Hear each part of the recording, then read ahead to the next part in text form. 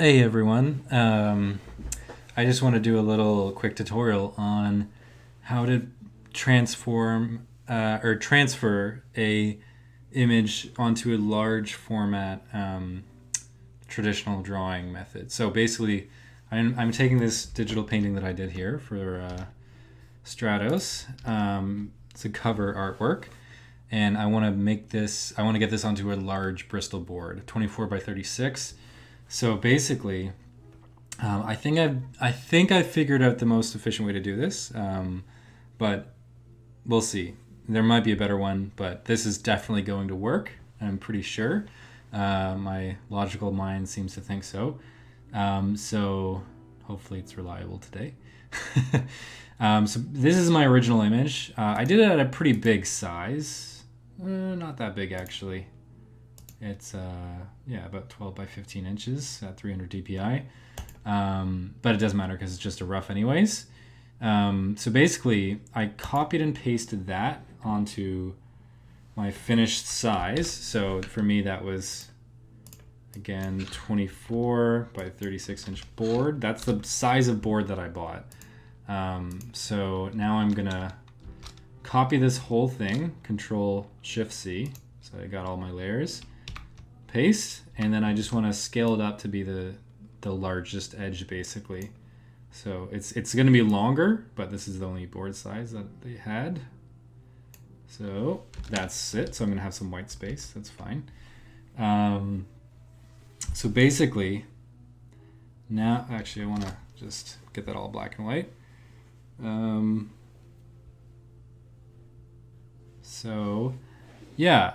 Then I realized, so I'm gonna basically how I'm gonna do this is I want this to be, I don't want to have to draw it again. I want it to just transfer seamlessly. So to do that, I'm gonna print off a whole bunch of 8.5 by 11 pieces of paper just from a regular printer, basically. And then I'm gonna put those 8.5 by 11 pieces of paper. I'm just gonna shade the back side of it, and then do the typical transfer method where you draw over it on the front, and then it imprints it onto the board with all the lead that's rubbing against the board when you're pressing down on it. So yeah, I think that makes the most sense for what I'm gonna do, and I think it should be pretty seamless. So let's see. So basically, if this is the size of the board that I need. So what I figured is, so now this document, I made a new document. This is just an 8.5 by 11. So 8.5 by 11, 300 dpi. So make a new one and it'll be white. And then basically I know that when you print, there's always that little white margin at the edge, and I didn't want to have to like figure that out. So instead what I'm going to do is I made this shape, this square, and so I did this so that it was centered. So I just I dragged out this shape, whatever it was, and then I'll just do it again so you can kind of see. Here we go. And then make sure that after you make a shape, there's no real dimension to this shape. This is just so that it's a little bit in from the border. Then just kind of drag it so that it snaps in the middle so that I can see that it's doing that, because I get those purple lines on either side. So then what I do is I'm control selecting that layer, this shape. I'm going to copy that and then go to this image, and basically I'm going to extend this a little bit beyond 24 by 36. And the reason I'm doing that is because I don't want to have this shape go straight to the edge. I want it to go a little bit past the edge, kind of like that. And you'll see why in a second. So basically so I'm going to place that there, and then duplicate this, and then line it up perfectly. And I'm going to zoom in super close. I'm even going to make this second one. By the way, I did that by, this is probably beginner stuff, but anyways. To do that, you just hold Alt and you click and drag with the Move tool, and then you hold Shift while you're doing that so that it stays perfectly in line. Like that. So there's a little line, so I'm just going to close that gap. There we go. And then I'm going to make this a little bit darker. And then, the neat thing about that is I can Shift select or Control select both of those, hold Alt, and then click and drag again, and then hold Shift, and then it'll lock down here too, hopefully. So there we go. I might want to flip this just so that it's a little bit easier. And again, zoom in super close so you can make sure that it's perfect. Yeah, it is. Okay, so basically you're going to do that for the whole thing, as I've already done in this document. And I've gone beyond it, and that's fine. But remember that you want it a little bit beyond the edge, and you're going to find out why. So this is my first one. So now you can turn all these off. You don't need these shapes, but now what you're going to do is Control and then select on this one. Oh, that's going right to the edge. That is not what I want. Shoot. Okay, let's fix this. So that's pretty easy. Let's select all of these. Actually, I'll just group them for ease. Control G, turn the opacity of the group down, and then I'm just gonna hold Shift and just kind of nudge it over a bit. That's good. Oh, wait, I don't need to do that anymore. Never mind. I was smarter than my conscious brain was aware of. So yeah, I can't go to the edge because I've made this come in from the edge. Before I was just going to do the 8.5 by 11 size, but since I've made a shape in this 8.5 by 11 document that's a little bit smaller than that, I've already solved that problem, so I don't need to worry about it being at the edge. So yes, this is fine. It can go right to the edge. Never mind that previous part about that. So yeah, I'm going to turn all these off, and then I'm going to Control Select in that first one, and I'm going to Control Shift C to copy that, and then which one is it? So it's not this one. Okay, so this is going to just paste it right into this shape. So this is the original shape that I made so that I know that it's the exact same size. So there we go. So then you're just going to do the same thing for every one. So same with this one. I'll just get Control and select in that layer, Control Shift C, and then paste again. Paste again. And so gradually you're going to get the whole thing, and it's going to be completely seamless so that one border will be at the edge of another, as we should be able to see here. Perfect. Great. So it matches up. That's good to know. So I've made sure that literally to the pixel it's exactly accurate. So I'm just going to keep copying and pasting these until I'm all the way. So this last one's obviously just going to be, it's going to happen over here. I know. Extend it to the edge of this.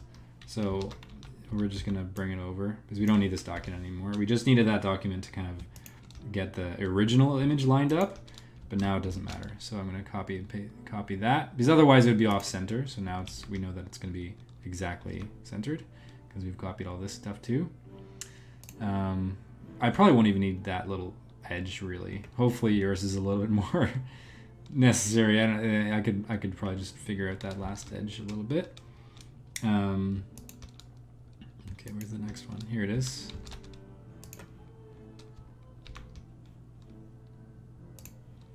So it's just kind of working your way through it.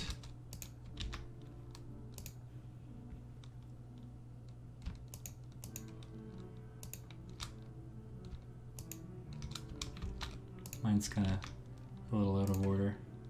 That's fine. There we go.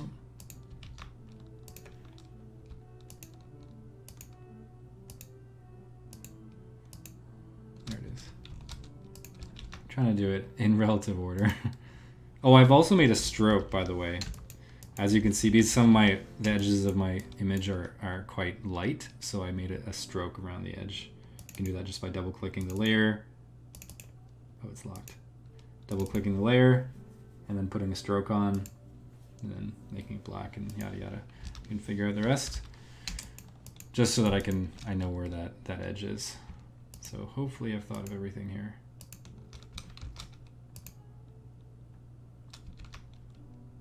Oh shoot, I got the lines in there. Didn't mean to do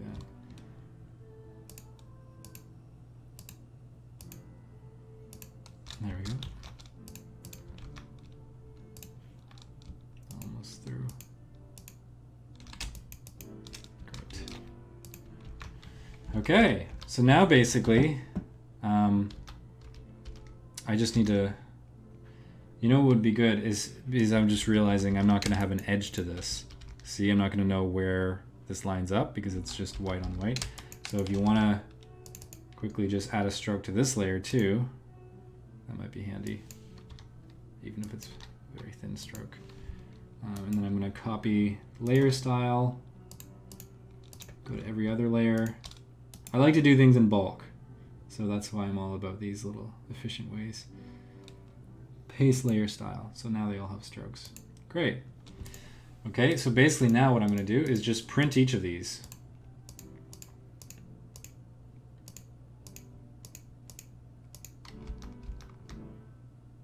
That's the first one. Okay, so you print them, and then I will, so my plan basically is to print each one of these and then cut out the white border. Again, I think I've given it enough of a border here that the printer will not cut anything off when it's printing. And then, yeah, so then I'm just gonna print this off and cut out all these white borders.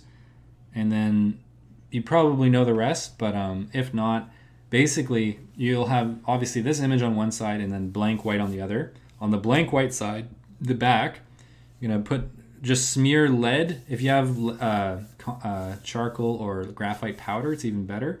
Smudge it all around and then turn over that side onto your board. The lead side is facing your board, and then you're just sketching out all the important details from this image, like his face here.